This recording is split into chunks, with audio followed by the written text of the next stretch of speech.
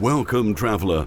We are in the commercial and leisure heart of the capital of Spain, Plaza Callao, which owes its name to the battle that took place in front of the port of Callao in Peruvian waters. This square dates from 1860, but since 1917 it joins sections 2 and 3 of the Gran Via, thus gaining greater relevance. On it, several significant buildings of the capital were built. In front of us was the Press Palace, which housed a cinema and a theatre cafe. The cost of its construction was about 48,000 euros. Next to it is the Capitol building, which over the years became the symbol of the Gran Via and declared of significant cultural interest in 2018. It was one of the first buildings with modern flats for single persons and had air conditioning. On this side, the Callao cinemas, where the first sound film that premiered in Spain was screened, The Jazz Singer. You can see some sculptures and decorative elements that at present have disappeared from its facade.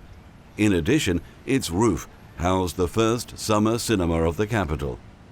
Until the 1960s, the famous Florida Hotel was located in this square, one of the most modern hotels in Europe, accommodation for characters such as Robert Capa or Ernest Hemingway. The Spanish destructive fever of the 60s made this icon of Madrid's architecture vanish. Right next door, another great landmark in Callao, the Adriatic Building. Next to it, the famous Passapoga Hall, where characters such as Frank Sinatra and Ava Gardner danced and acted, and also scenes of intricate episodes of Nazi espionage in World War II. During the Civil War, the Gran Via suffered various attacks, both from the air and mortar shelling from La Casa de Campo.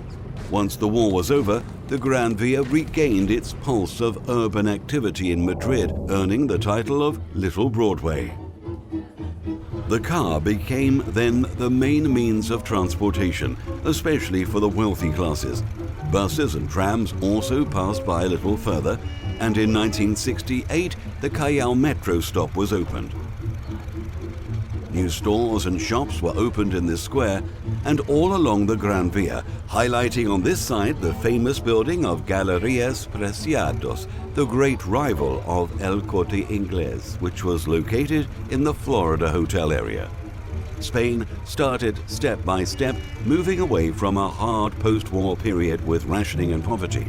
The locals put behind them pastimes, and the Gran Via and the Plaza Callao were filled by shoppers, tourists, and visitors.